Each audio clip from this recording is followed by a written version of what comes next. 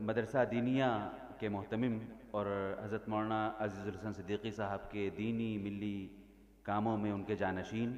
برادر محترم مولانا سعود الحسن ندوی صاحب سے گزارش کرتا ہوں کہ وہ تشریف لائیں اور کلمات تشکر پیش فرمائیں۔ اسٹیج پہ رونق افروز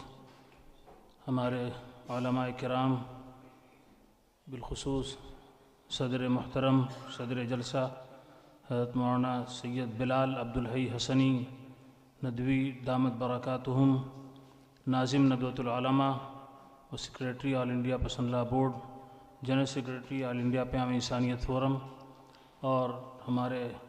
مخدوم محترم حضرت مولانا محمد خالد صاحب ندوی غادی پوری،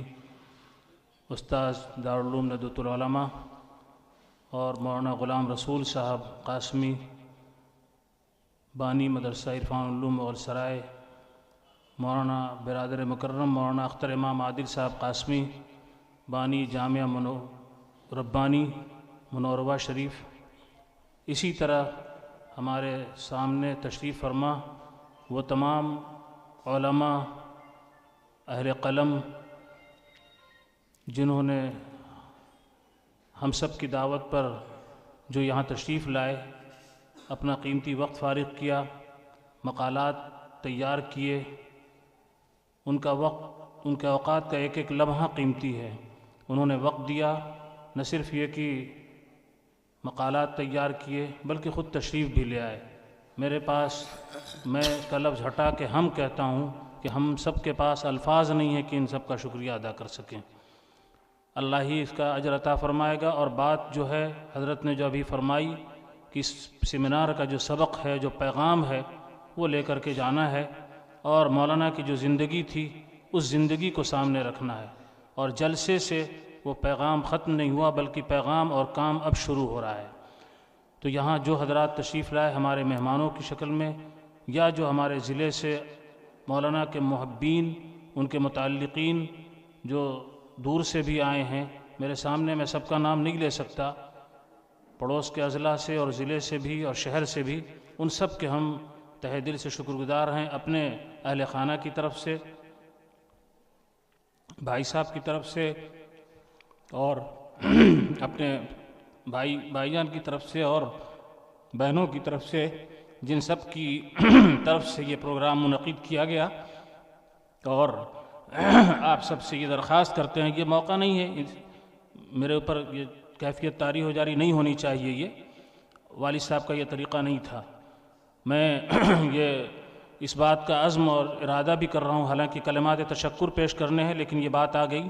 کہ وہ جو کام، یہ بات خطبہ استقبالیہ میں بھی آ چکی ہے کہ جو کام تھے انشاءاللہ تعالی اسی طرح ہوتے رہیں گے، یہی ان کے لیے بہترین خراج عقیدت ہوگا۔ ہمارے سرپرست، ہمارے بڑے یہاں ہیں، ان کی سرپرستی ہمیں حاصل ہے، ان کی تشریف آوری سے اس بات کا واضح اشارہ ہے، اور انشاءاللہ وہ حاصل رہے گی۔ سبھی اکابر ہمارے وہ بڑے جن کے پیغامات آئے ہیں، اللہ ان کی عمروں میں برکت عطا فرمائے، ان کی بھی سرپرستی ہمیں حاصل ہے، جہاں تشریف فرما ہے ان کی بھی حاصل ہے، یہ ادارہ باقی رہے گا۔ میں یہاں یہ بات عرض کر دوں کہ مدرسے کے کوئی کاغذات لکھے جا رہے تھے، تو ایک وکیل صاحب نے لکھا کہ جب اگر یہ ادارہ نہ رہے تو ایسا ہو جائے، تو ابا نے کہا نہیں، یہ نہ لکھیے، یہ لکھیے کہ یہ ادارہ تو قیامت تک رہے گا، کوئی رہے نہ رہے قیامت تک رہے گا، اس لیے کہ دین سے نسبت ہے، دین قیامت تک ہے تو یہ ادارہ بھی رہے گا انشاءاللہ تعالی۔ حالات آتے ہیں، کبھی پتجھڑ ہے، کبھی خزاں ہے، تو کبھی بہار بھی ہے، حالات آتے ہیں، لیکن انشاءاللہ ادارہ چلتا رہے گا۔ جس کے نصیب میں ہوگا وہ اس کے لیے اپنی توانائیاں پیش کرے گا، کسی کی اجارہ داری نہیں، کسی کی کوئی بالادستی نہیں، ادارہ ہے، ادارہ مقدم ہے، وہ چلتا رہے گا انشاءاللہ تعالی۔ میں نے سمع خراشی کر دی، مجھے زیادہ باتیں نہیں کرنی چاہیے، کلمات تشکر کے لیے کہا گیا تھا۔ میں بار بار آپ کا شکر گزار ہوں، اپنے تمام ادارے کے ارکان کی طرف سے اور اساتذہ کی طرف سے، سب نے بڑی محنتیں کی ہیں، اساتذہ نے بڑی محنتیں کی، طلباء نے محنتیں کی، انہوں نے اپنا گھر اپنے آئے ہوئے مہمان سمجھ کر کے محنتیں کی۔ اللہ سب کی محنتوں کو قبول کرے اور اپنے شاہ نشان اجر عطا فرمائے۔ میں انہی باتوں پہ اپنی بات کو ختم کرتا ہوں۔ وآخر دعوانا الحمدللہ رب العالمین۔ عز و شان وطن،